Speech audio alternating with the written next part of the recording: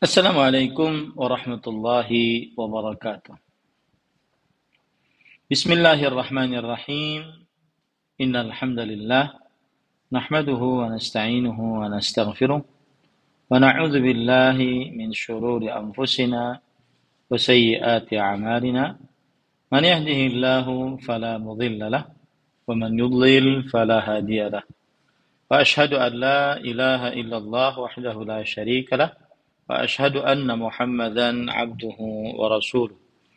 يا أيها الذين آمنوا اتقوا الله حق تقاته ولا تموتن إلا وأنتم مسلمون يا أيها الناس اتقوا ربكم الذي خلقكم من نفس واحدة وخلق منها زوجها وبث منهما رجالا كثيرا ونساء واتقوا الله الذي تساءلون به والأرحام إن الله كان عليكم رقيبا يا أيها الذين آمنوا اتقوا الله وقولوا قولا سديدا يصلح لكم أعمالكم ويغفر لكم ذنوبكم ومن يطع الله ورسوله فقد فاز فوزا عظيما أما بعد فإن أصدق الحديث كتاب الله وأحسن الهدي هدي محمد صلى الله عليه وعلى آله وسلم وشر الأمور محدثاتها وكل محدثة بدعة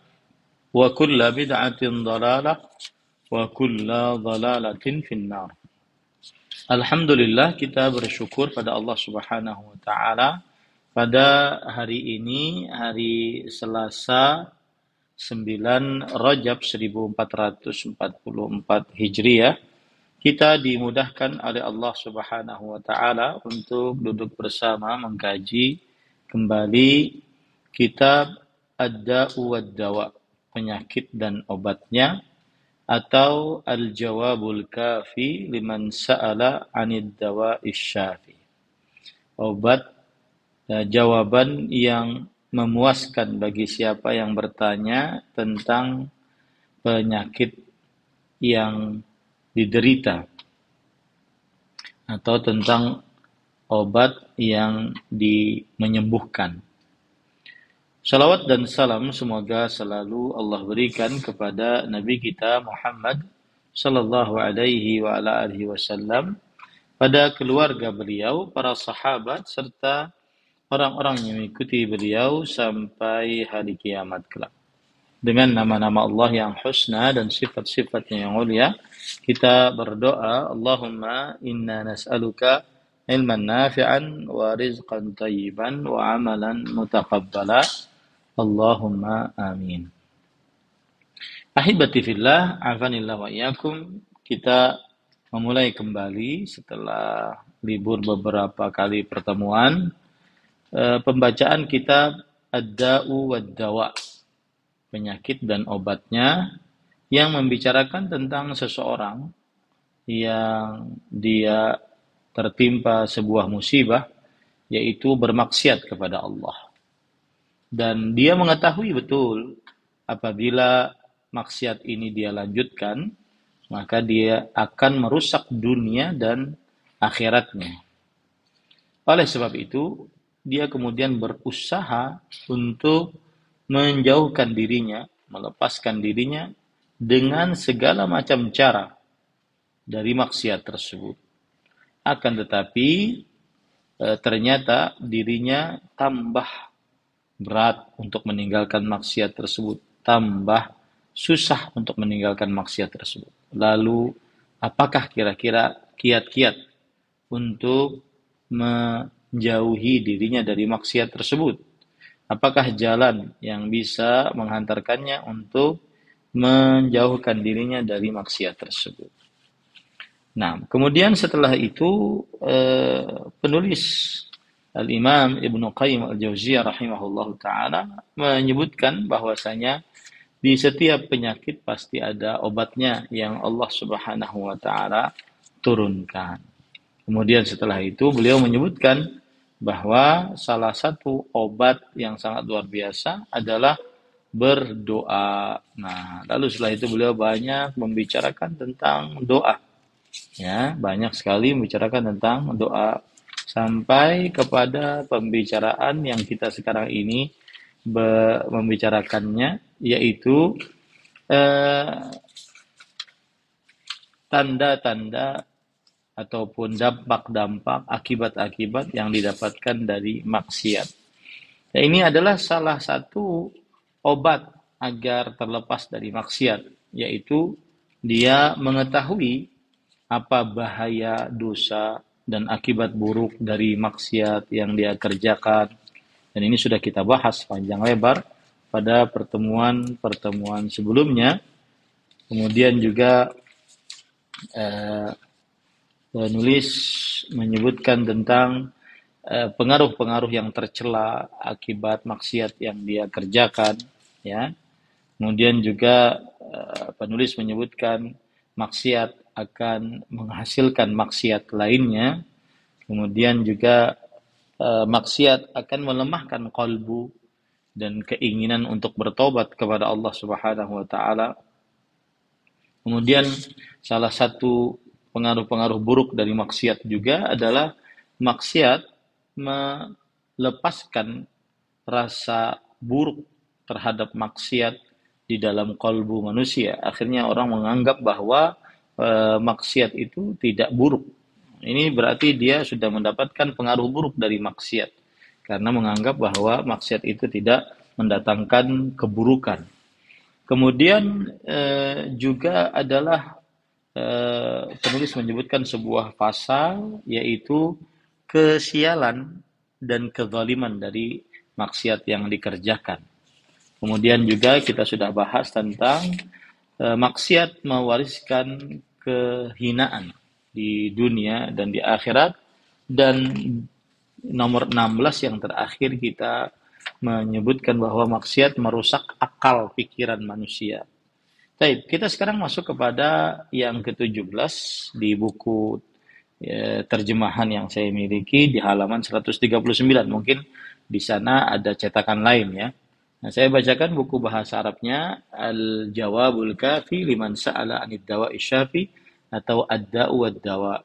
Jawaban yang memuaskan bagi siapa yang bertanya tentang obat yang menyembuhkan, yaitu penyakit dan obatnya.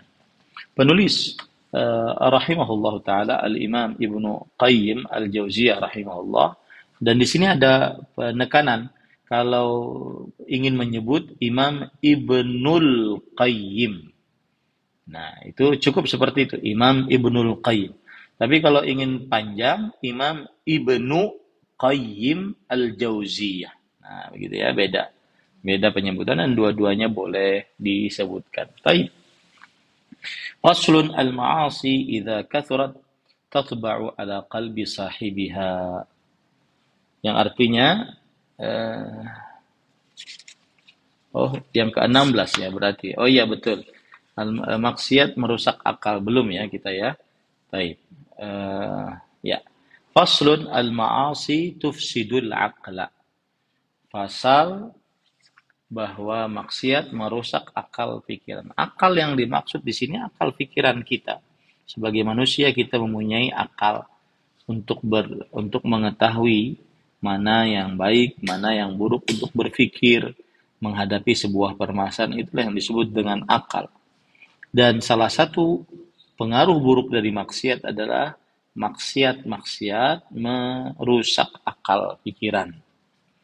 ومنها أن المعاصي تفسد العقل فإن للعقل نورا والمعصية تطفئ نور العقل ولا بد وإذا طفئ نوره ضعف ونقص وقال بعض السلف ما عصى الله أحد حتى يغيب عقله, yang artinya di antara dampak maksiat adalah merusak akal. Sungguh akal memiliki cahaya. Akal memiliki cahaya, maksudnya cahaya yang bisa membedakan mana yang baik, mana yang buruk, mana yang petunjuk Allah, mana yang merupakan petunjuk syaitan.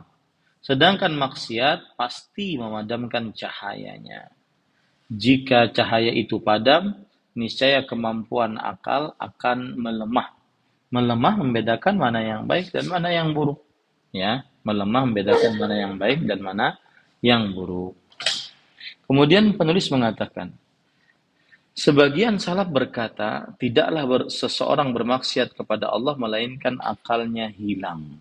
Nah, ini ada penjelasan menarik dari Syekh Profesor Dr. Abdul Razak bin Abdul Muhsin. Beliau mengatakan bahwa al-jahlu qad yutlaqu ala adamil ilm. Kebodohan itu terkadang disebut karena dia tidak berilmu, maka disebut sebagai orang bodoh. Waqad yutlaqu ala adabil ilmi ada adamil amali bil ilm. Dan kadang kebodohan, kehilangan akal itu disebut juga ketika seseorang tidak mengamalkan ilmu yang dia miliki. Nah, hilang akalnya di sini kan disebutkan tadi, tidaklah seorang bermaksiat kepada Allah sampai hilang akalnya. Ya, artinya tidaklah seseorang bermaksiat kepada Allah Subhanahu wa taala sampai hilang akalnya, yaitu sampai dia bodoh. Ya, kullu man asallah fahuwa jahil. Siapa yang bermaksiat kepada Allah maka berarti dia sedang hilang akalnya, hilang bodoh orangnya. Nah, bodoh dari apa? Hilang dari apa? Hilang akalnya dari memikirkan siksa Allah Subhanahu wa taala sangat pedih. Nah, seperti itu ya. Itu maksud dari perkataan penulis. Lalu penulis berkata, "Wa hadza zahir, fa innahu law hadarahu aqluhu la hajazahu 'anil ma'siyah, wa huwa fi ghadati Rabbi ta'ala wa tahta qahri, wa huwa muttali'un 'alaihi wa fi darihi wa 'ala bisatihi wa malaikatuhu syuhudun 'alaihi nadhiruna ilaihi." Yang artinya, hal ini sangat jelas karena apabila akal seorang sehat, ya, tidak hilang, tidak gila, pastilah ia akan mencegah pelakunya dari maksiatnya. Akal manusia yang sehat akan menyadarkannya bahwa dia berada dalam genggaman Rabb, di bawah kekuasaannya, di dalam negeri dan buminya, diawasi oleh Allah Subhanahu wa taala. Dan para malaikat melihat serta bertindak sebagai saksinya. Nah, ini kalau orang yang berakal, ya, yang tidak bodoh tadi, berilmu, maka dia tahu bahwa ada Allah yang mempunyai siksa yang pedih, ada malaikat yang mencatat seluruh amal ibadah, ya, dan seterusnya. Kemudian, pada ikhwan yang dirahmati oleh Allah, wa wa'idul Qur'an yanha, wa wa'idul iman yanha, wa wa'idul maut yanha, wa wa'idul nar yanha, walladhi yafutuhu bil wa'siyah min khairid dunya wal akhirah adha'afu adha'afin ma yahullu lahu minas surur wal ladzati biha. Fahal yuqdimu 'ala al-istihanati bidzalika kullih wal istighfafi bihi dzu aqlin salim.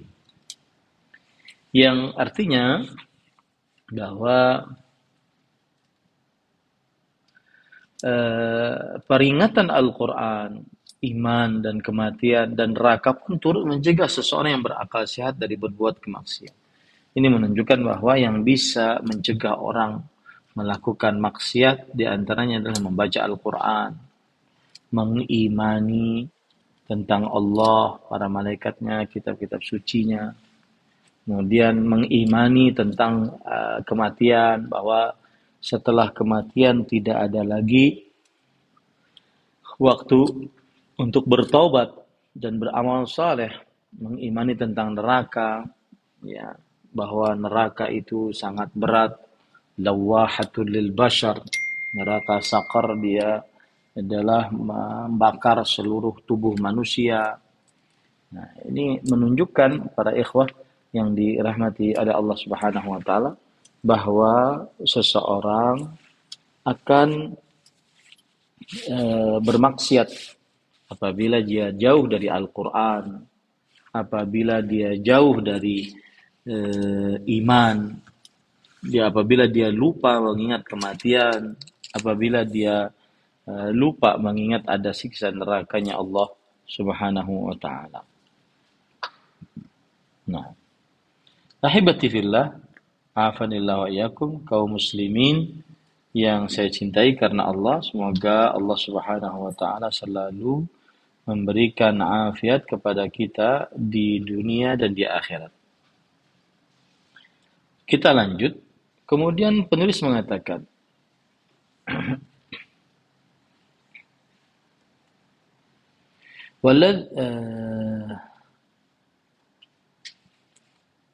yang ke-17. Ketahuilah bahwa kebaikan dunia maupun akhirat yang dihilangkan seseorang akibat melakukan maksiat berkali-kali lipat lebih banyak dibandingkan kesenangan dan kelezatan maksiat tersebut. Apakah pemilik akal yang waras akan meremehkan semua ini? Nah, ini memberikan pelajaran kepada kita bahwa maksiat mendatangkan keburukan, kesialan. Nah, terkadang sebagian orang dia tidak menyadari akan hal ini. Kesenangan yang dia dapatkan dari bermaksiat sangat tidak ada harganya dibandingkan kesengsaraan, kerugian, kesialan yang dia dapatkan dari maksiat tersebut. Nah, semestinya orang yang berakal sehat, dia lebih mendahulukan pemikiran ini, bahwa apabila saya bermaksiat, maka keburukan yang saya dapatkan lebih besar dibandingkan keburukan yang kebaikan yang saya dapatkan.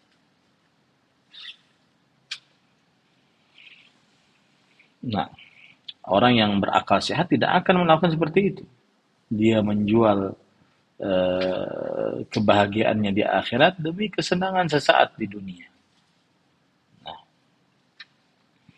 faslun al-ma'asi idza kathurat tatba'u ala qalbi sahibiha. Yang ke-17, maksiat mengunci mata hati pelakunya. Mengunci hati pelakunya. Apa maksudnya mengunci hati pelakunya? Maksudnya adalah apabila seorang yang bermaksiat dan maksiat itu terus dia ulangi, tidak bertobat dia, maka hatinya akan merasa ringan dengan maksiat tersebut. Kemudian hatinya akan merasa biasa dengan maksiat tersebut. Kemudian akhirnya kecanduan dengan maksiat tersebut, dan kemudian akhirnya dia meremehkan maksiat tersebut. Nah, ini akibat sekali melakukan maksiat. Kesialan maksiat adalah membuat perasaan di dalam kalbu menjadi ringan atas maksiat yang dia kerjakan. Akhirnya menjadi biasa, akhirnya kecanduan. Itu maksud daripada mengunci hati pelakunya.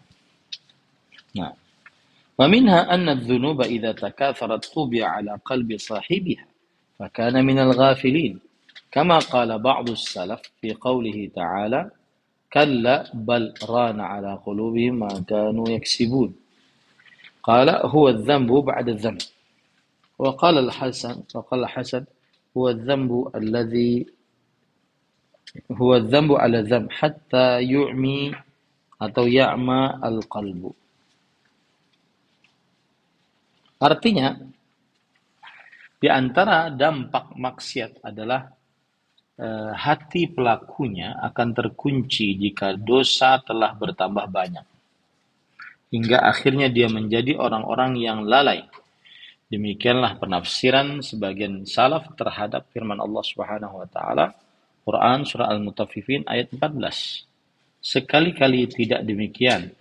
Sebenarnya apa yang selalu usahakan itu menutup hati mereka. Mereka mengatakan itulah dosa setelah dosa. Jadi dosa membuat seseorang tertutup hatinya. Ini persis seperti hadis Rasul Shallallahu Alaihi Wasallam yang berbunyi riwayat Imam Tirmidzi, idza adnabal abdu nuqitat fi qalbihi nuqtatun sauda. Jika seorang hamba bermaksiat, maka ditorehkan di dalam kalbunya satu noktah hitam. Fa idza naza'a wastaghfara saqala qalbu. Tapi jika dia melepaskan maksiatnya tersebut dan beristighfar, maka bening kembali hatinya. Fa in zida zidat alaihi hatta ta'luwa qalbah. Tapi kalau seandainya dia menambah, maka ditambahkan untuknya sampai dia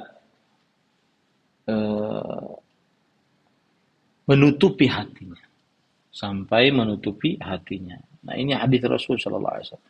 Persis yang disebutkan oleh penulis di nomor yang ke-17 ini. Al-Hasan berkata, Al-Hasan di sini maksudnya ada Al-Hasan Al-Basri rahimahullah. Taib. Al-Hasan berkata, itulah dosa di atas dosa hingga membutakan hati. Sebagian lagi berkata, jika dosa dan maksiat mereka bertambah banyak, hal itu akan melingkupi hati-hati mereka.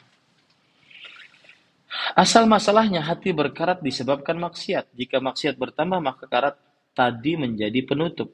Tertutup tersebut semakin lama semakin bertambah. Hingga artinya akhirnya hati tertutup, terkunci dan tergembok.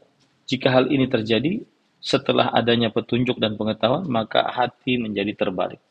Bagian atasnya menjadi bagian bawah.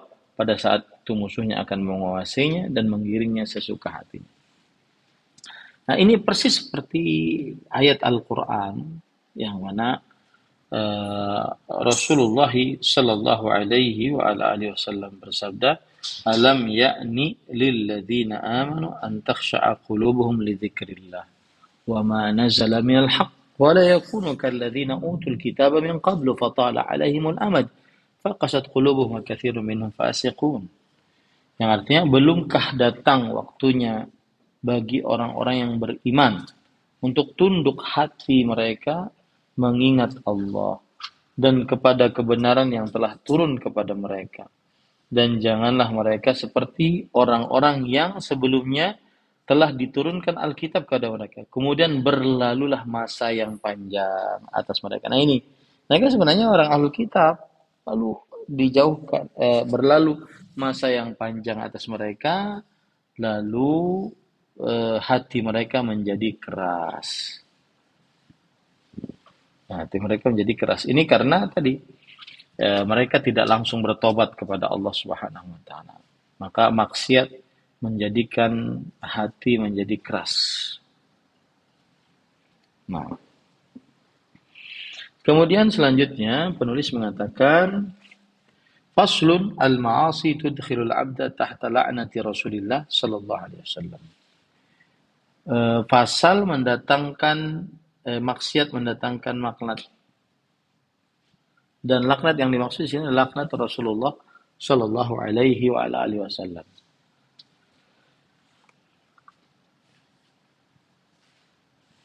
Minha anna adh-dhunuba tudkhilu al-'abda tahta la'nati Rasulillah sallallahu alaihi wasallam.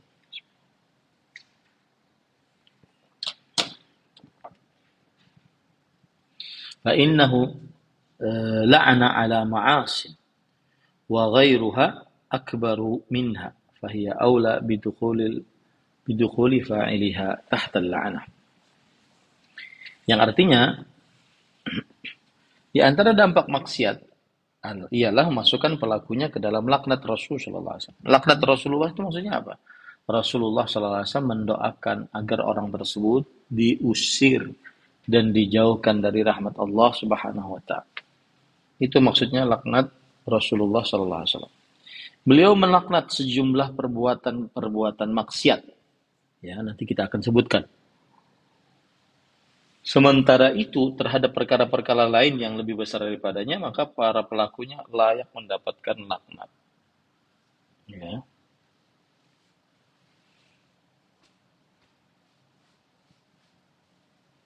فلعن الواشمة والمستوشمة والواصلة والمستوصلة wan namisata wal mutanammisal wal warishata wal mustawrishah. Berikut ini sejumlah pelaku maksiat yang dilaknat oleh Nabi Muhammad SAW. Wanita yang membuat tato dan wanita yang meminta untuk ditato. Wanita yang menyambung rambutnya, hair extension, ya, dan wanita yang meminta untuk disambung rambutnya. Wanita yang menghilangkan bulu-bulu wajahnya. Bulu-bulu wajahnya diantaranya adalah alis. Dan wanita yang minta dihilangkan bulu-bulu wajahnya, serta wanita yang mengikir giginya untuk merenggangkannya, dan wanita yang meminta giginya dikikir untuk direnggangkan. Ini agar terlihat cantik semua, ya. Agar maksudnya terlihat cantik. Tetapi kenapa menggigir gigi itu diharamkan? Karena merubah ciptaan Allah Subhanahu wa taala. Kemudian yang kedua, wala'ana aqilar riba wa mukilahu wa katiba wa syahidai. Yang kedua, orang yang menerima riba, memberi riba pencatatnya dan kedua saksinya. Nah. Yang ketiga, wala'ana man ghayyara manal ard wa hiya a'lamuha wa hududuha. Merubah orang yang, wah ini tidak sama terjemahannya. Coba buka terjemahan yang ada di ibu.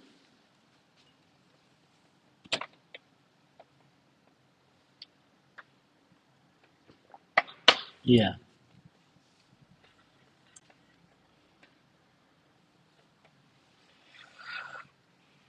Yang nomor 3, wala'anal muhallila wal muhallala lahu. Nomor 3 adalah muhallil dan muhallala lahu. Ini dalam kasus ini. Jadi kalau seandainya ada suami, istri, kemudian talak 1 jatuh, talak 2 jatuh, talak 3 jatuh lagi. Berarti si perempuan ini sudah tidak halal bagi si suami ini. Ya. Nah, boleh halal asalkan si perempuan ini nikah dengan laki-laki lain. Nah, dengan laki-laki lain. Maka inilah yang disebut dengan al-muhallil dan muhallala lahu. Yaitu si laki-laki ini berpura-pura untuk menjadi suami. Karena syaratnya tadi, si perempuan ini boleh rujuk kepada suaminya yang pertama, akan perempuan ini tidur berduaan dengan rasa lezat dengan suami yang kedua tadi. Ya. Nah itu disebut dengan muhallalahu. Dan muhallil adalah orangnya. Muhallil itu laki-lakinya yang berpura-pura jadi suaminya. Muhallalalahu adalah istrinya yang berpura-pura jadi yang istrinya pura-pura nikah dengan si laki-laki, sehingga si suami kembali bisa menikahi si perempuan tersebut meskipun dalam keadaan dia sudah menikah dengan yang lainnya, tapi sudah menjadi kesepakatan bahwa tidak boleh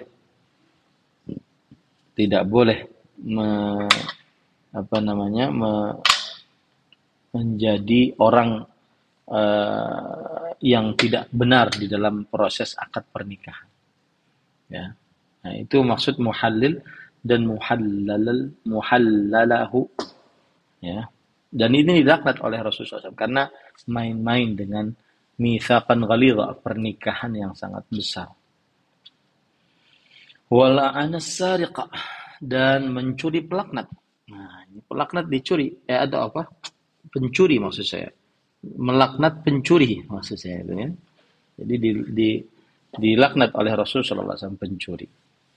Wala'ana syaribal khamri wa saqiha wa 'asiraha wa mu'tasiraha wa ba'i'aha wa mushtariyaha wa akila thamaniha wa hamilaha al-mahmulati ilaih. Yang artinya bahwa meminum khamar dilaknat oleh Rasulullah SAW. Orang yang menuangkannya, yang memeras khamar tersebut, yang meminta diperaskan, penjualnya, pembelinya, orang yang memakan hasil penjualannya, pembawanya, dan pengangkutannya. Ini semua dilaknat oleh Rasulullah SAW karena berkaitan dengan khamr. Dan kalau ada orang dihadapkan dalam masalah seperti ini, tinggal dia orientasikan hidup dia untuk akhirat, niscaya dia akan menolak tawaran-tawaran yang menghasilkan uang banyak akan tetapi berkaitan dengan khamr. Ya, saya pernah punya kawan, dia bercerita kalau dia mengirim barang dari sebuah daerah ke sebuah daerah, maka dia akan dapatkan dia dapatkan pelakunya, dia dapatkan uang dari hal tersebut. Dan uangnya tidak sedikit, 500 juta misalnya. Tetapi dia diperintahkan untuk mengirimkan khamr dari satu daerah ke daerah yang lain. Nah, kalau dia orientasinya ingin dunia, dia pasti dapat. Tapi kalau seandainya orientasinya ingin akhirat, maka dia tidak akan masuk ke dalam jurang tersebut. Ya, wallahu a'lam. Nah, yang keenam, la'ana man ghayyara manar al-ard wa hiya a'lamuha wa hududuha. Orang yang memindah tanda pembatas tanah. Nah, ini tidak boleh atas patok tanahnya, ya. Tidak boleh. Harus mengetahui ini tanah siapa dan seterusnya. Wala'ana man ghayyara manar al-ardi. Ya sudah. Wala'ana man la'ana walidayh. Yang ketujuh, orang yang melaknat kedua orang tuanya. Apalagi di zaman sekarang, termasuk perbuatan yang sangat keji adalah seorang anak berani sama orang tuanya, bahkan sampai dalam tahap membunuh. Ya, ini benar-benar kerugian bagi orang tersebut.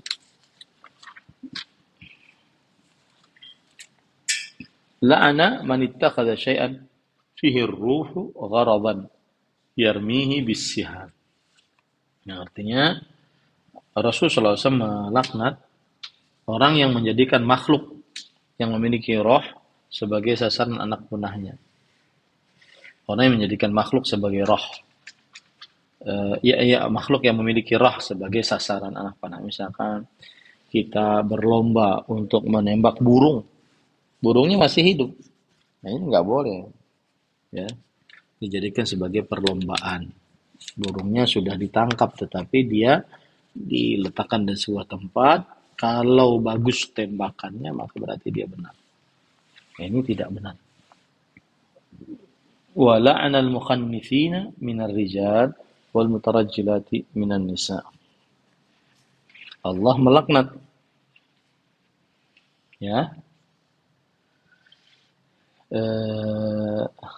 orang-orang yang bertingkah seperti wanita dan wanita yang bertingkah seperti laki-laki.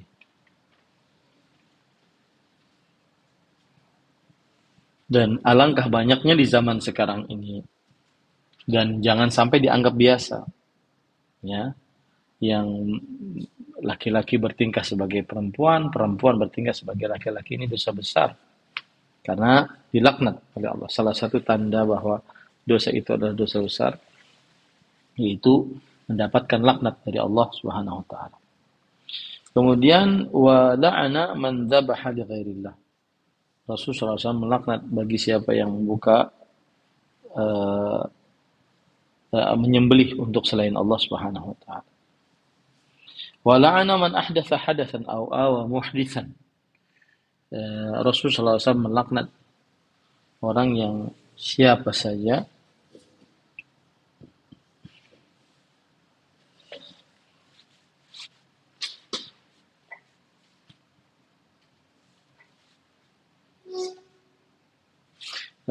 melakukan kejahatan dan orang yang melindungi pelaku kejahatan. Kejahatan di sini maksudnya adalah perbuatan mengada-ngada dalam agama.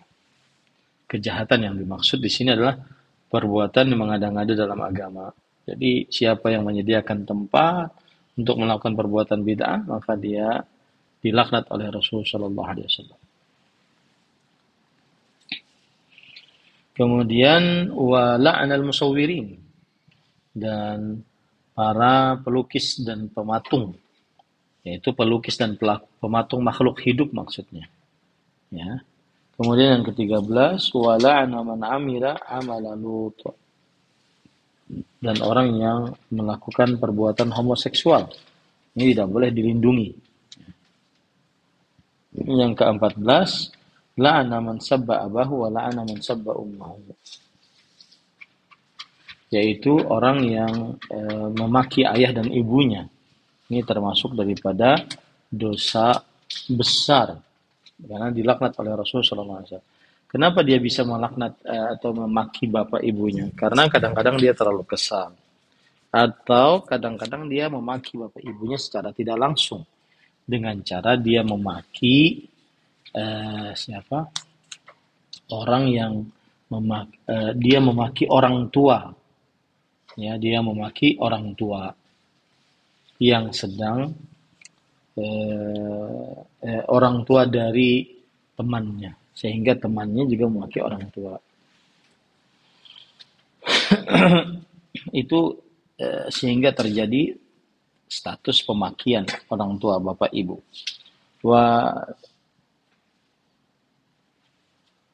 Wa la'ana man atabahima, dan Rasulullah SAW melaknat bagi siapa yang menggauli hewan. Wa la'ana man wasama dabah fi wajhiha, dan Allah melaknat bagi siapa yang membuat tanda pada wajah onta, ya, atau kuda. Ini tidak diperbolehkan.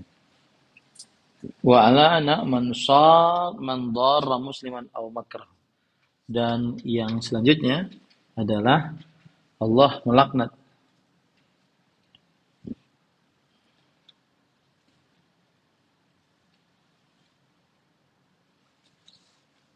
ini tidak masuk ini dalam buku terjemahan. Coba dibuka buku terjemahannya yang nomor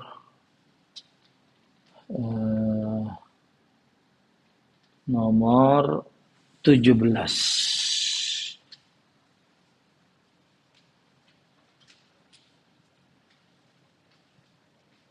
18, orang yang membahayakan. Ya, ada. Orang yang membahayakan seorang muslim atau mengadakan makar terhadapnya. Ini dilaknat oleh Rasulullah SAW, membahayakan kaum muslimin. Ya. Kemudian yang ke-19, man wala'ana zawaratil khubur wal muttakhidhina 'alaiha al-masajid wasyuruj. Orang yang merusak hubungan istri dengan suaminya, atau boleh dengan tuannya.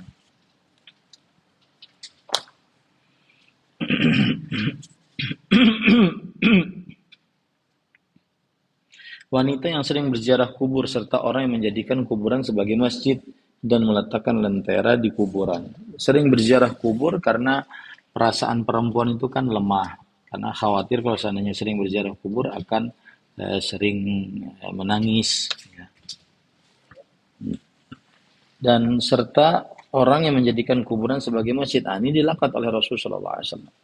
Menjadikan kuburan sebagai masjid itu maksudnya adalah kuburan dibangun di atasnya masjid, atau beribadah di sisi kuburan tersebut, ya. Nah, wala'ana man afsada imra'atan ala zawjiha aw mamlukan ala sayyidih. Orang yang merusak hubungan istri dengan suaminya atau budak dengan tuannya dilaknat oleh Rasulullah Shallallahu Alaihi Wasallam, baik itu dengan sihir atau dengan ucapan-ucapan yang lain. Nah, wa la'ana man afsada imra'atan ala zawjiha aw mamlukan ala sayyidih, dan orang yang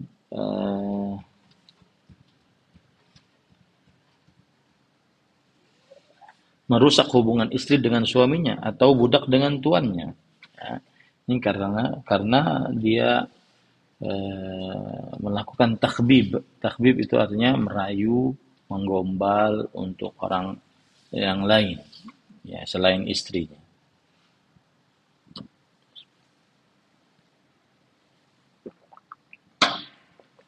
Kemudian wa la'ana al-mukhannithina minar rijal wal mutarajjilati minan nisa.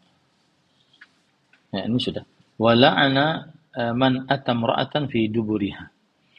21 orang yang menyetubuhi wanita melalui anusnya, di duburnya. Dan ini yang disebut dengan al-mudabarah, yaitu kaum al-mudabarah. Dan ini biasanya dilakukan oleh kaum homoseksual. Ya, karena mereka tidak mendapati lubang kemaluan, maka akhirnya mereka melakukan hal tersebut. Ya. Kemudian la'ana man atamra'atan fi duburiha. 22 wanita yang menjauhi ranjang. Salah. Sudah tadi. Wa akhbarat anna man batat muhajiratan lil firashi zawjiha la'anat hal malaikatu hatta tusbih. Yaitu wanita yang menjauhi ranjang suaminya pada malam hari akan dilaknat oleh para malaikat hingga pagi hari. Ya. Malam hari di sini hanya batasan ya. Bukan batasan maksud saya, tetapi secara umum kan biasanya orang itu berhubungan di malam hari. Tetapi kalau seandainya dia di siang hari, maka ini tidak mengapa, ya ini tidak mengapa. Maksudnya tidak mengapa itu ini termasuk daripada laknat itu.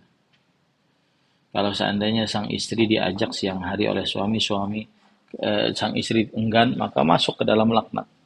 Itu yang dimaksud tidak mengapa. Tidak mengapa itu maksudnya tidak mengapa bahasanya begitu, tetapi tetap berdosa dia. Ya. Nah. Wa la'ana man intasaba ila ghairi abih. Kemudian yang ke-23 orang yang menasabkan dirinya kepada selain ayahnya. Nah, ini banyak terjadi kalau seandainya anak angkat, ya. Nah, tidak boleh nasibkan kecuali kepada ayahnya. Nah. Wa akhbara anna man asyara ila akhihi bihadidah fa innal malaikata la'anhu. Ke-24, orang yang mengacungkan senjata kepada saudaranya akan dilaknat oleh para malaikat. Nah, ini hati-hati para ikhwah, sebesar apapun kemarahan kita, maka jangan sampai mengacungkan senjata kepada saudara muslim, karena akan dilaknat oleh para malaikat. Yaitu didoakan oleh para malaikat, dan doa malaikat adalah kabul. Didoakan oleh malaikat untuk mendapatkan laknat Allah, diusir, dijauhkan dari rahmat Allah Subhanahu wa taala. Kemudian wala'ana man intasaba ila ghairi abih, ini sudah. Wala'ana man sabbas sahabah. Yang ke-25, orang yang mencela para sahabat dilaknat oleh Rasulullah sallallahu alaihi wasallam. Ya. Dan para sahabat Nabi ini adalah manusia-manusia yang dipilih oleh Allah Subhanahu wa taala untuk menemani Rasulullah sallallahu alaihi wasallam. Ya.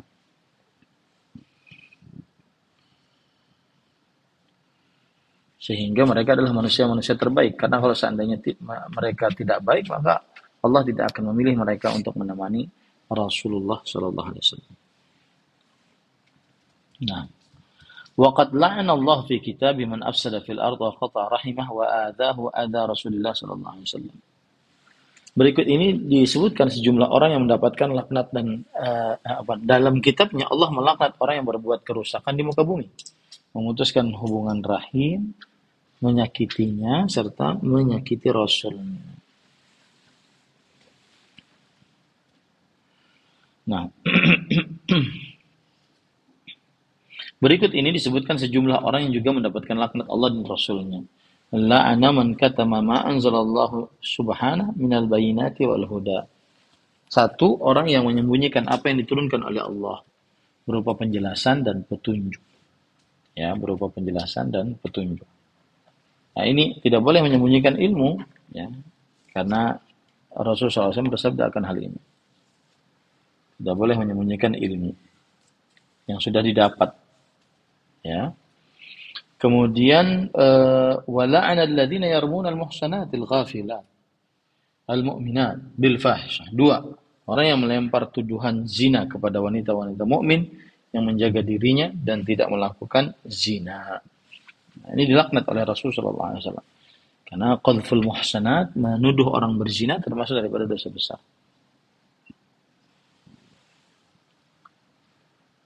Wa la'ana man ja'ala sabilal kafir ahda min sabil mu'min al-muslim. 3. Orang yang menganggap jalannya orang kafir lebih lurus daripada jalannya orang yang beriman. Nah, ini dilaknat oleh Rasulullah sallallahu alaihi wasallam.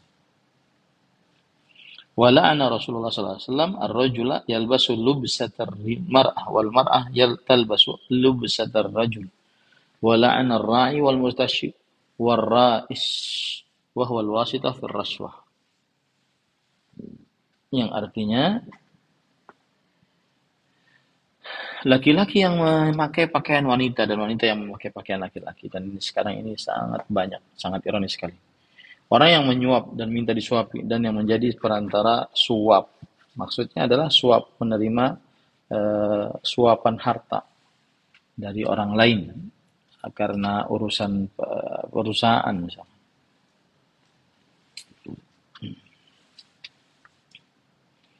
Wa la'ana ala asya'a ukhra ghairi hadza. Sebenarnya masih terdapat laknat-laknat lainnya, namun kami tidak menyebutkan semuanya di sini.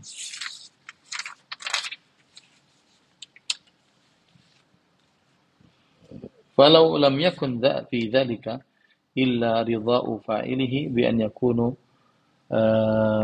yakuna mimman yal'anuhu Allah wa rasuluhu wa malaikatuhu lakana fi dzalika ma yad'u ila nikah. Ya. Sekiranya dampak dari maksiat hanyalah menjadikan pelakunya terkumpul, termasuk kumpulan orang-orang yang mendapat laknat dari Allah dan Rasulnya dan para malaikat, maka hal ini cukup bagi seseorang untuk meninggalkan maksiat. Jadi, kalau seandainya cuma dia mendapatkan laknat Allah, itu sudah cukup. Ya. Tidak perlu dia lagi masuk ke dalam hal-hal yang tidak bermanfaat untuknya. Baik. Faslun al-ma'asi sababun lihirmani da'wati Rasul sallallahu alaihi wasallam wal malaikah. Maksiat menjadikan penyebab terhalangnya doa Rasulullah sallallahu alaihi wasallam dan para malaikat. Ambil bantal sana. Gitu. Abdul Rahman ikut kajian. Ya. Tapi ngantuk di samping saya. Saya suruh biar tidur sini, ambil bantal. Baik. Maksiat menjadi penyebab terhalangnya doa Rasul sallallahu alaihi wasallam dan para malaikat. Wa minha hirmanu da'wati Rasul sallallahu alaihi wasallam wa da'wati malaikah. Fa inna Allah subhanahu amara nabiyahu an yastaghfira lil mu'minin wal mu'minat. Wa qala ta'ala alladhina yahmiluna arsha wa man hawlahu yusabbihuna bihamdi rabbihim wa yu'minuna bihi wa yastaghfiruna lil ladzina amanu rabbana wasi'ta kulla shay'in rahmatan wa ilma faghfir lil ladzina tabu wattaba'u sabilak waqihim adzabal jahim. Rabbana wa adkhilhum jannati adn allati wa'adtahum wa man sala min abaihim wa azwajihim wa dhurriyyatihim innaka antal azizul hakim. Waqihimus sayyi'at wa man taqis sayyi'ati yawma idzin faqad rahimtah. Wadzalika huwal fawzul 'adzim. Yang artinya di antara dampak maksiat adalah terhalangnya pelaku dari doa Rasul sallallahu alaihi wasallam. Maksudnya orang yang melakukan maksiat, dia tidak mendapatkan doa dari Rasulullah Shallallahu Alaihi Wasallam. Tidak mendapatkan doa dari Rasulullah Sallallahu Alaihi Wasallam ini maksudnya adalah dia tidak dapat doanya Rasulullah Sallallahu Alaihi Wasallam dan juga doanya para malaikat, ya, doanya dari para malaikat.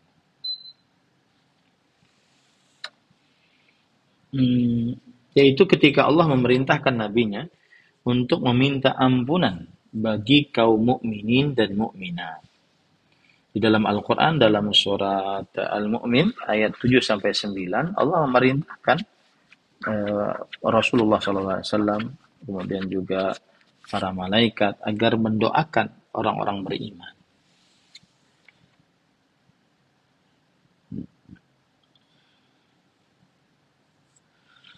Nah, doanya tentang apa? Yaitu beristighfar.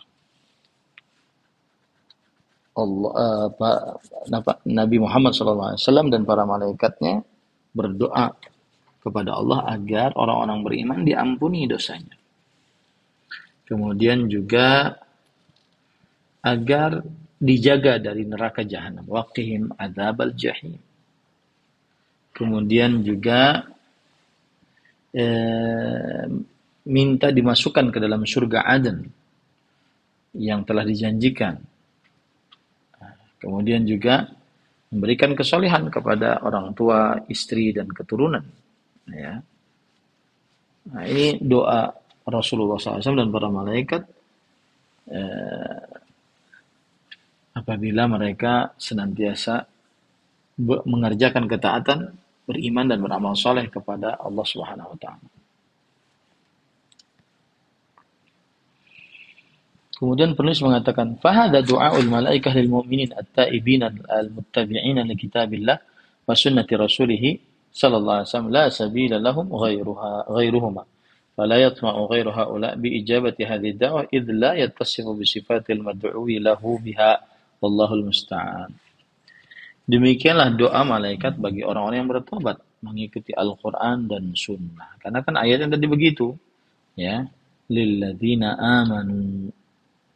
Kemudian orang yang bertobat dan mengikuti jalan Nabi Muhammad SAW. Nah, orang-orang di luar mereka tidak termasuk dalam doa ini karena mereka tidak tersifati dengan sifat-sifat yang mendapatkan doa tersebut. Allah jualah tempat memohon pertolongan. Nah, ini adalah doa dari para malaikat. Siapa yang beriman, beramal saleh, jauh dari maksiat, maka dia akan mendapatkan seluruh doa ini. Nah, min uqubatil ma'asi, termasuk dari hukuman-hukuman bagi pelaku maksiat. Maksudnya ini adalah siksa-siksa nanti kelak di akhirat. Apa saja siksa-siksa yang didapati oleh orang yang bermaksiat di akhirat. Nah, sepertinya ini waktunya habis. Kita masuk kepada sesi pertanyaan. Insya Allah pada pertemuan yang akan datang, kita lanjutkan lagi di poin yang ke-20 ya Ibu. Nah, silahkan jika ada yang ingin ditanyakan.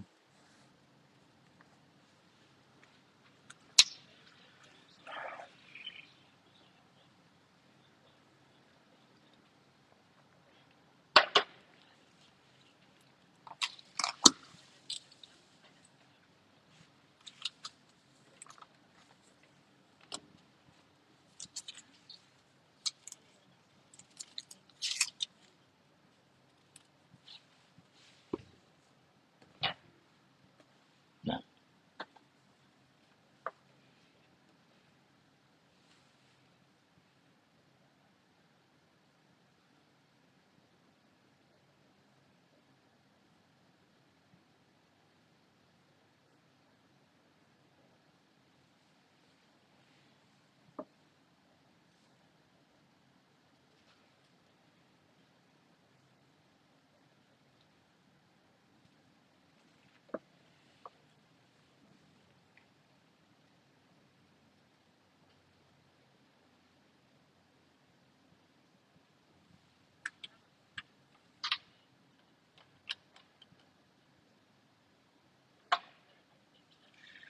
Bismillah, walhamdulillah, wassalatu wassalamu ala rasulillah wa ala alihi wa ashabihi wa man wala amma ba'd. Termasuk dari tanda orang yang bertobat yang benar adalah dia menyesal atas perbuatan yang dia lakukan tersebut. Ya, menyesal atas perbuatan yang dia lakukan tersebut. Kenapa dia bermaksiat? Ya. Nah, ini harus dia sesali. Ya, harus dia sesali. Bukan berarti dia malah senang dengan dosa yang dia lakukan. Nah, adapun kalau dia sudah bertobat, kemudian ternyata wajahnya tetap cantik, tambah cantik, maka penyesalan dia menutupi kesenangan dia. Karena dia tidak tahu apakah dosanya, tobatnya diterima atau tidak oleh Allah Subhanahu wa taala. Maka semestinya dia menyesal atas perbuatannya. Karena syarat taubat itu kan 5. Yang pertama adalah ikhlas, ingin hanya dapat pahala dari Allah. Dan yang kedua adalah menyesal atas perbuatan dosa yang dia lakukan. Dan yang ketiga adalah berhenti dari perbuatan dosa yang dia lakukan tersebut. Kemudian yang keempat adalah dia bertekad untuk tidak melakukan dosa tersebut. Yang kelima adalah taubatnya dia lakukan di dalam keadaan masih diterima taubat, yaitu saat masih hidup atau sebelum matahari terbit dari barat, yaitu sebelum kiamat. Nah, jadi syarat bertobat harus menyesal. Dan jangan sampai dia senang bisa pergi ke sana kemari dari dengan hasil korupsinya, ya, kemudian dia tidak menyesal.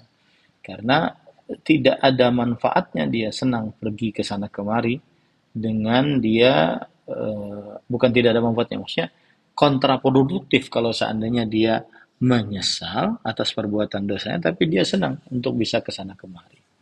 Dia harus bahkan menyesal hal itu bisa terjadi. Menyesal kenapa dia rubah hidungnya. Ya, terus ada perasaan itu. Tapi jangan sampai perasaan itu juga membuat dia akhirnya putus asa. Ini tidak diperbolehkan. Wallahu a'lam. Nah,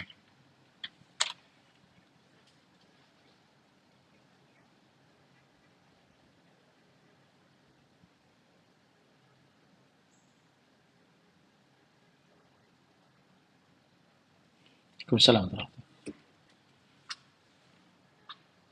wabarakatuh.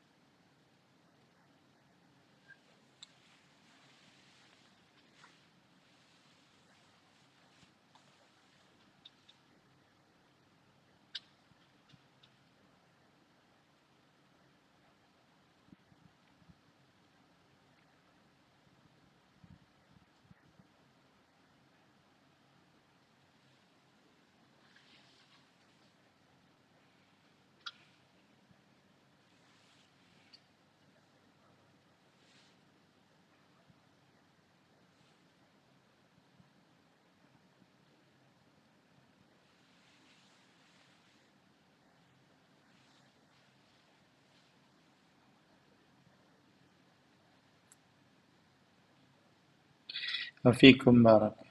Bismillah, walhamdulillah, wassalatu wassalamu ala rasulillah wa ala alihi wa ashabihi wa man wala, amma ba'd. Rasulullah sallallahu alaihi wasallam bersabda, la yarithul muslimul kafira wa la yarithul kafirul muslima. Yang artinya, seorang muslim tidak mewarisi harta orang kafir dan seorang kafir tidak mewarisi harta seorang muslim.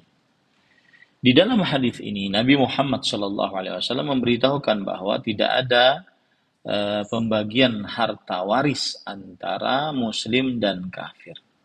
Kenapa? Karena agama Islam ini adalah ikatan yang paling kuat antara seseorang dengan seseorang.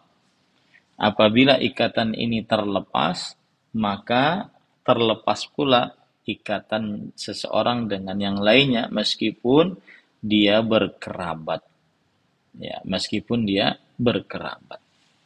Nah, itu penjelasannya. Taib, sekarang bagaimana solusinya agar orang tua yang kafir bisa memberikan anaknya harta? Jawabannya adalah orang tua yang kafir tersebut memberikan hadiah kepada anak saat masih hidup.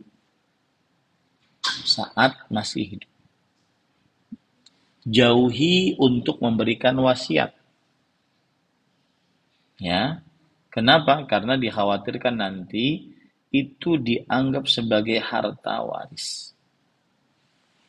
Ya, memang ada ayat yang berbunyi begini, bahwa seorang orang tua dia berhak untuk memberikan wasiat kepada anaknya, dan wasiat itu diberikan di awal sebelum pembagian harta waris.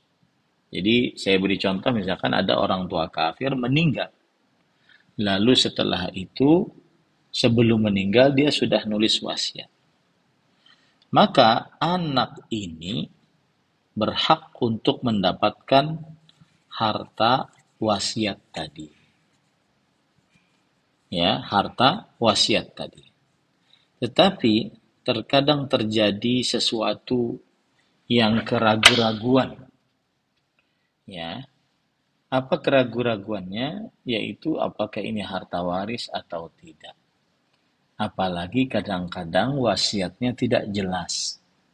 Maka saya nasihatkan lebih baik orang tua yang kafir, jika ingin memberikan kepada anaknya yang muslim harta, maka diberikan hadiah sebelum orang tua yang kafir tersebut meninggal.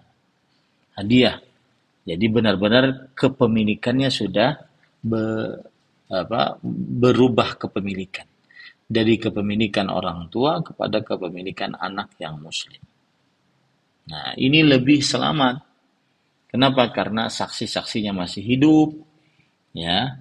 Nah, adapun wasiat kadang boleh dia nulis wasiat, ini setengah dari harta saya untuk anak saya yang muslim. Boleh, tapi kadang ada permasalahan, kadang ada wasiatnya tidak tegas, wasiatnya kurang menuntut, kurang sesuai dengan hukum, dan seterusnya.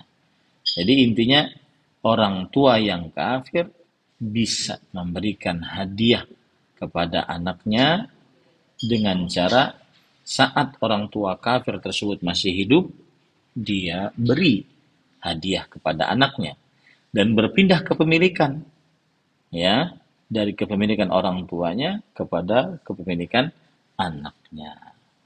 Nah, yang kedua adalah dengan memberi wasiat. Wasiat bahwa ini adalah untuk anak saya yang muslim. Tapi wasiat ini harus jelas, kemudian harus memenuhi syarat-syarat yang memang akhirnya nanti anak muslim tersebut mendapatkan haknya. Ya, jangan sampai wasiatnya mendatangkan kesulitan bagi anak muslim nanti mengurusnya. Karena kan orang tua kafir tersebut mempunyai saudara, mempunyai anak, keponakan, dan seterusnya. Yang mungkin beragama selain Islam, yang mungkin tidak mau anak muslimnya mendapat harta waris tersebut. Nah, wallahu a'lam. Nah,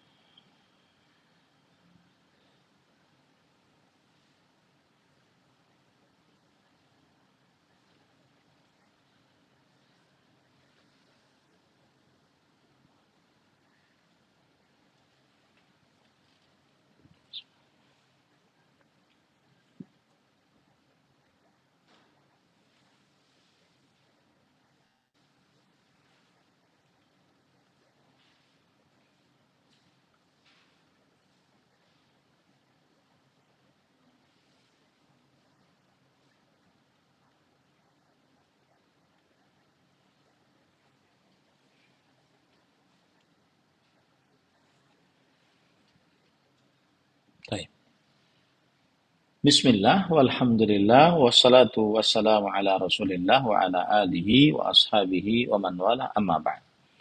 Tidak mengapa secara syariat menghilangkan rambut seperti jenggot atau kumis yang tumbuh pada perempuan.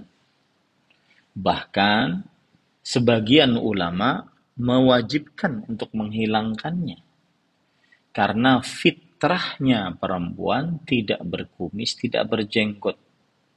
Dan di dalam membiarkan kumis bagi perempuan dan juga jenggot itu tasywih, memperburuk wajah perempuan.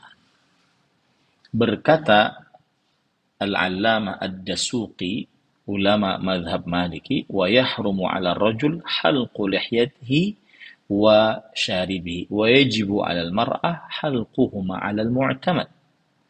Diharamkan bagi lelaki untuk mencukur habis jenggotnya dan juga kumisnya, dan diwajibkan atas perempuan untuk mencukur jenggot dan jenggot dan kumisnya menurut pendapat yang menjadi sandaran dalam mazhab Maliki. Kemudian juga disebutkan oleh Al-Jazuli, wa amman nisa'u fahalqu dzalika minhunna wajib li'anna fi tarkihinna muslah. Yang artinya adapun seorang wanita wajib untuk menghilangkan kumis karena jika dibiarkan maka pada saat itu termasuk daripada memisalkan dengan laki-laki, ya, memisalkan dengan laki-laki. Taib. Kemudian kalau kita baca fatwa-fatwa para ulama di zaman sekarang, ya, saya bacakan dari fatwa Asy-Syaikh Shalih bin Fauzan bin Abdullah Fauzan. لا يجوز للمرأة أن تقص شعر رأسها من الخلف وتترك جوانبه أطول لأن في هذا فيه تشويه وعبث بشعرها الذي هو من جمالها وفيه أيضا تشبه بالكافرات وكذا. Ini tidak termasuk daripada yang tadi.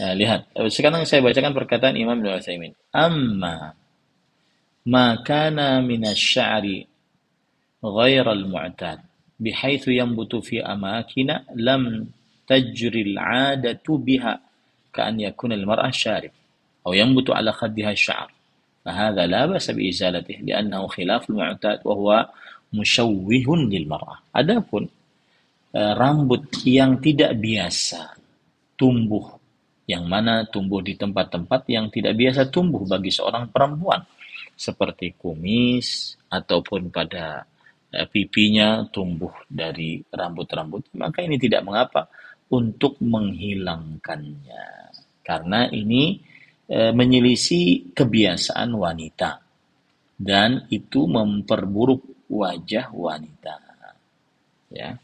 Begitu juga misalkan saya perlebar permasalahannya fatwa dari panitia tetap untuk pembahasan ilmiah dan juga fatwa kerajaan Arab Saudi.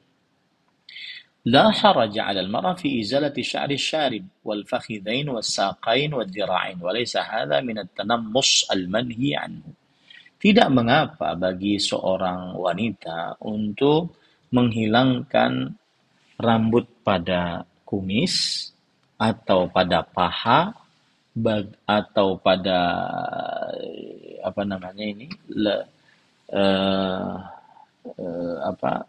betis dan juga lengan, dan ini bukan termasuk daripada mengerik yang dilarang. Ini tidak termasuk daripada mengerik yang dilarang. Jadi selain rambut alis, kemudian rambut kepala, maka ini tidak mengapa untuk dihilangkan bagi perempuan. Wallahu alam. Pertanyaan kedua tadi apa, Ibu? Mohon maaf. Taib. Untuk pemakaian behel, maka jawabannya diperbolehkan untuk tadawi, untuk berobat. Adapun untuk kecantikan, maka ini tidak diperbolehkan. Untuk kecantikan, misalkan agar giginya terlihat lebih indah. Nah, untuk pengobatan agar misalkan yang tidak rata menjadi rata, yang asalnya dia giginya itu miring menjadi rata, ya agar sesuai dengan fitrahnya, maka ini tidak mengapa. Wallahu a'lam. Nah,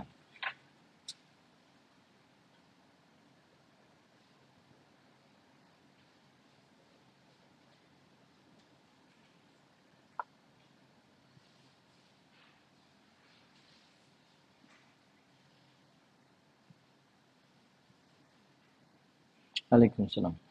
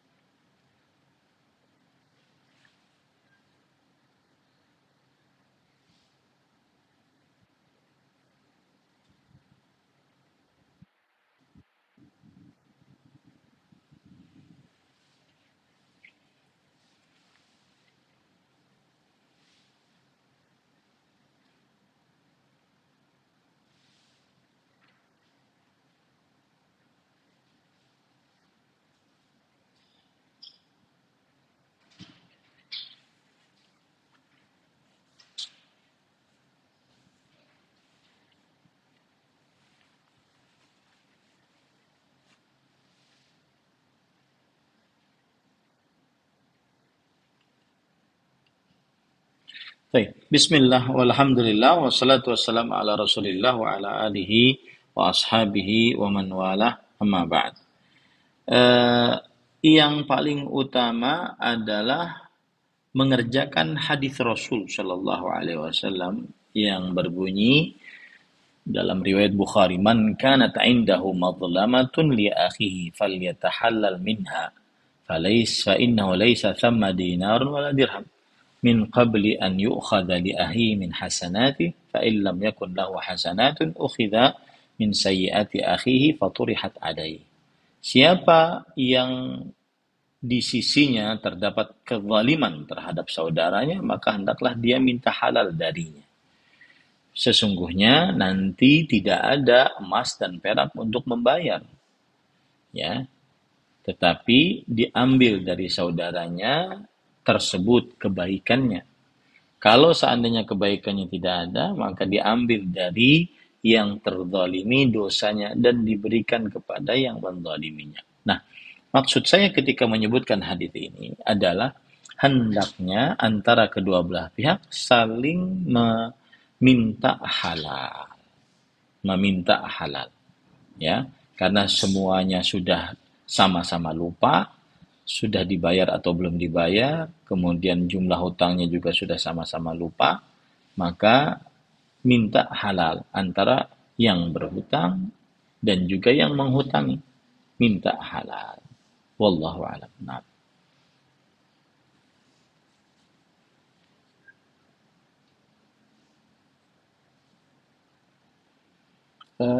silahkan, silahkan sampai 10 menit ke depan.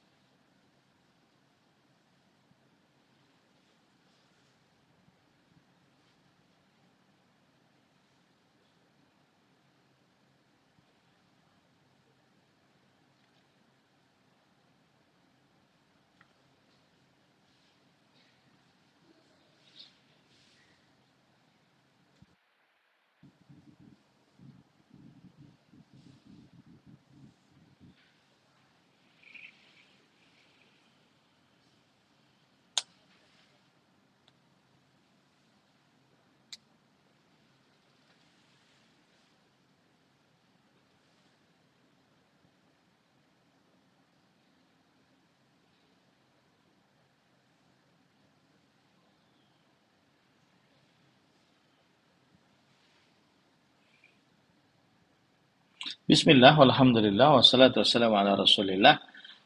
Saya agak excited dengan perkataan saya sudah bertanya kepada beberapa ustadz. Lebih baik mencukupkan dengan apa yang sudah ditanyakan.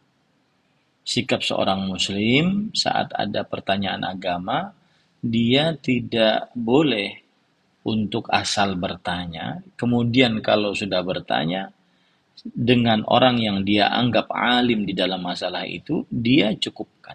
Tidak perlu lagi dia bertanya ke sana kemari, ya, karena nanti akan membuat dia bingung. Ya, wallahu alam. Nah,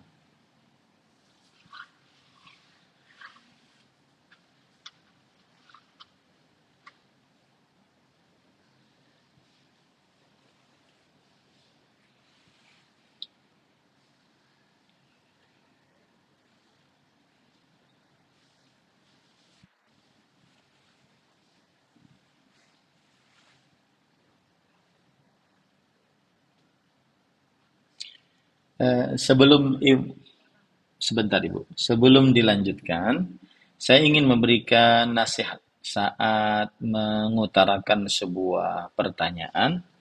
Lebih baik disebutkan pertanyaannya tanpa menasabkan kepada diri, keluarga, atau apa. Nah, karena kita lebih membicarakan hukum sebuah amal perbuatan, bukan membicarakan kepada person orang yang berbuat tersebut. Nah, misalkan saya beri contoh ya, ada seorang yang suka berziarah kubur. Nah, tanpa harus menyebutkan kakak ipar saya, kakak saya, atau semisalnya. Karena mereka mempunyai marwah dan harga diri sebagai seorang muslim yang harus kita jaga. Demikian. Itu adab di dalam bertanya lebih utama. Terutama juga kadang-kadang pertanyaan berkaitan dengan suami. Ustadz, suami saya begini. Nah, akhirnya kan suami Ibu Evi atau Ibu Uut ketahuan jadinya. Nah, seperti itu. Lebih baik tidak menyebutkan secara eksplisit siapa yang ditanyakan. Tapi sebutkanlah perbuatannya. Itu adab dalam bertanya. Nah,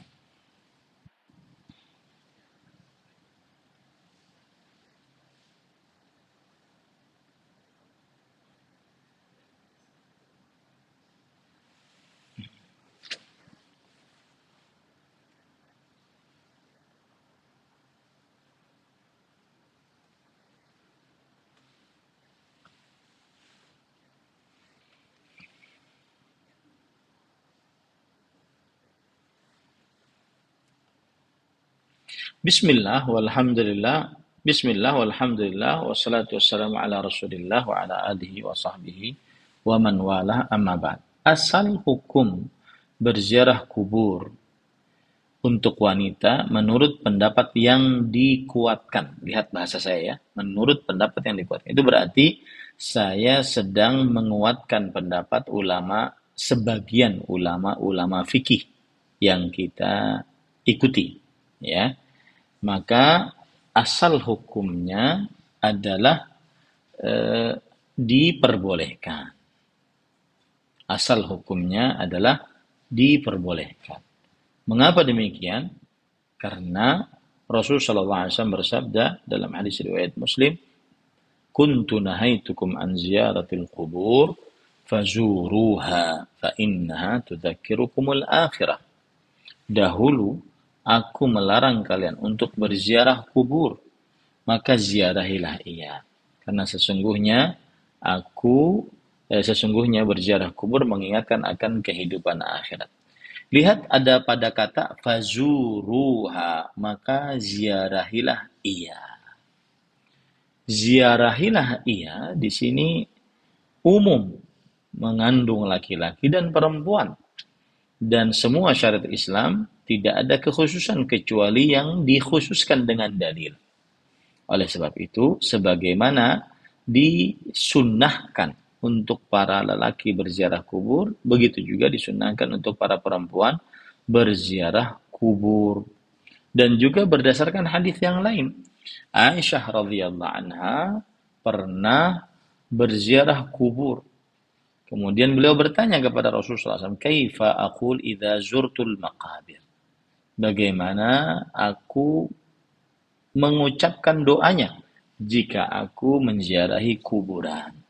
Kemudian Rasulullah SAW bersabda, "Quli assalamu ala ahli diyar minal mu'minin wal muslimin wa yarhamullahul mustaqdimin wal mustaakhirin." Ucapkanlah doa yang tadi yang saya sebutkan. Kemudian juga Aisyah radhiyallahu anha pernah suatu hari datang dari pekuburan. Kemudian setelah itu Abdullah bin Abi Mulaikah rahimahullah, seorang tabi'i bertanya, "Min aina akbalti?" Dari mana engkau datang wahai Ummul Mukminin? Min qabri akhi Abdurrahman bin Abi Bakar. Dari kuburan saudaraku Abdurrahman bin Abi Bakar. Lalu aku berkata, ya Abdullah bin Abi Mulaikah berkata, "Alaisa kana Rasulullah SAW naha an ziyaratil kubur?" Bukankah Rasulullah SAW dahulu melarang tentang ziarah kubur? Kemudian beliau menjawab, "Na'am." Thumma amara biziaratiha. Iya. Kemudian setelah itu beliau memerintahkan untuk menziarah kubur. Awalnya dilarang, kemudian diperintahkan. Nah, adapun hadis yang menyebutkan la'anallah zawaratil kubur. Allah melaknat wanita-wanita yang berziarah kuburan karena wanita memiliki perasaan yang lembut, yang tipis sehingga sering menangis. Apabila seorang perempuan ingin berziarah kubur, maka jangan diperbanyak. Itu saja. Silahkan berziarah kubur tetapi tidak terlalu diperbanyak sehingga mengundang kesedihan di atas kesedihan. Wallahu a'lam.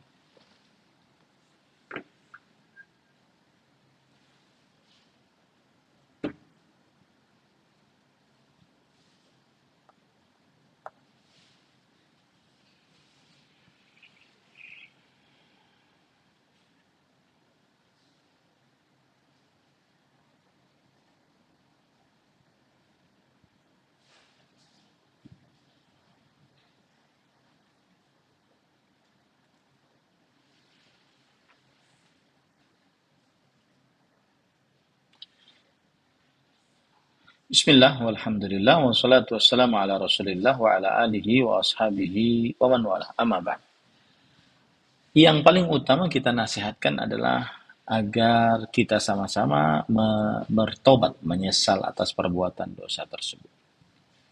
Yaitu berzina di luar berzina sehingga hamil dan melahirkan di luar pernikahan yang sah secara agama. Kemudian adapun jika ada yang melahirkan di luar pernikahan yang sah, maka kita boleh mendoakan anak tersebut agar anaknya menjadi anak yang saleh, agar anaknya diberkahi oleh Allah. Boleh mendoakan anak tersebut. Itu lebih utama. Wallahu a'lam. Cukup kiranya Ibu? Ya. Ada lagi? Oh ya, silahkan. Silahkan.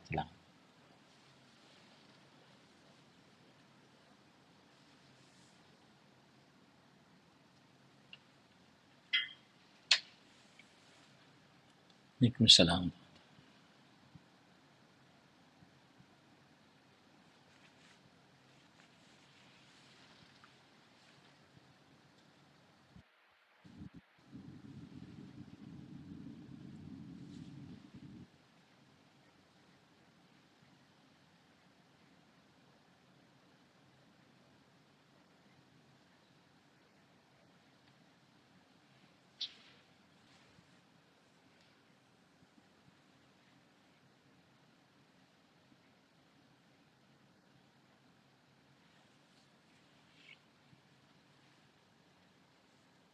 Atau kita?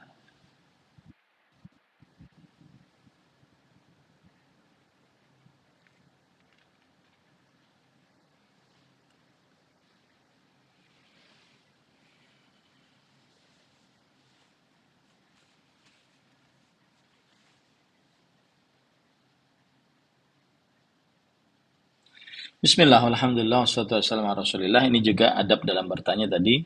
Lebih baik disebutkan, Ustadz, bagaimana seorang anak yang baru berumur 2 tahun, kemudian ibunya masih minim agama. Seperti itu lebih utama. Daripada menyandarkan kepada saya, kamu, orang tua saya, ataupun keluarga saya, dan semisalnya. Ini adab di dalam bertanya. Taib, kemudian jawabannya adalah tentu tidak diragukan lagi bahwa sang ibu kandung lebih berhak untuk mendidik anak tersebut. Adapun alasan bahwa orang tua masih minim agama, maka sambil belajar ilmu agama dia sambil bisa untuk mendidik anaknya, ya. Dan tidak ada yang lebih nikmat bagi seorang tua, terutama ibu, dibandingkan dia mengurus anaknya. Bahkan pekerjaan-pekerjaan lain usahakan dia lepaskan untuk dia bersama dengan anaknya. Apalagi di umur dari umur 2 tahun tadi sampai kepada SD. Saya sering mengatakan orang tua bersama anaknya terkadang hanya sampai umur SD, yaitu umur 12 tahun. Setelah itu anak keluar rumah. Setelah itu anak ke pesantren kalau seandainya di pesantren. Setelah itu anak akan ke sekolah-sekolah yang ada boarding dan seterusnya seperti itu. Jadi tentunya lebih utama sang ibu yang mengurusnya. Al-ummu madrasatun idza a'datta sya'ban tayyibal a'raq. Kata pepatah Arab mengatakan ibu itu adalah sebagai sekolahan. Kemudian jika engkau menyiapkan seorang ibu, berarti engkau telah menyiapkan generasi yang terbaik.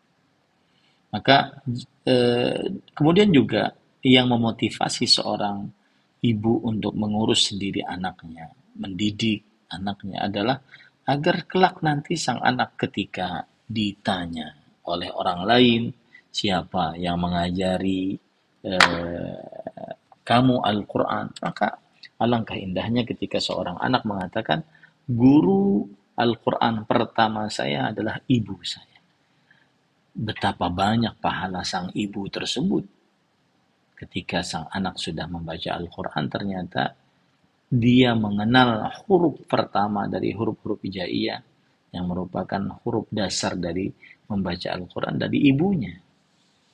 Memang kita bisa saja bayar orang, ya, tetapi anak akan lebih berbahagia, lebih bangga, lebih banyak mendoakan ibunya ketika memang ibunya ikut andil dari mulai pertama sampai dewasa untuk mendidik anaknya dengan sabar dan penuh dengan kehikmatan ilmu dari Al-Quran dan Sunnah Rasulullah. Adapun kemiskinan ilmu, dia bisa belajar ilmu agama. Ya, dia bisa belajar ilmu agama. Apalagi anak-anak yang dari umur 0 sampai 12 tidak terlalu tinggi diharuskan seorang ibu memiliki ilmu yang begitu tinggi, tidak. Seperti buku kita sekarang ini. Ini kan buku tinggi sebenarnya. Ya, buku tinggi. Ya, saya pernah bertemu dengan Al-Ustadz Al-Fadhil Abdul Hakim Abdad hafizahullah. Beliau mengatakan, nasihati kajian ibu-ibu ya Ustadz, nasihati agar mereka mengambil buku-buku dasar dahulu sebelum buku tinggi. Ini sebenarnya ilmu yang diperlukan oleh ibu yang ingin mendidik anaknya dari umur 0 sampai umur 12 tahun tidak terlalu harus tinggi-tinggi. Tetapi itu akan sangat membekas kepada sang anak. Dia akan lebih berbakti kepada orang tuanya.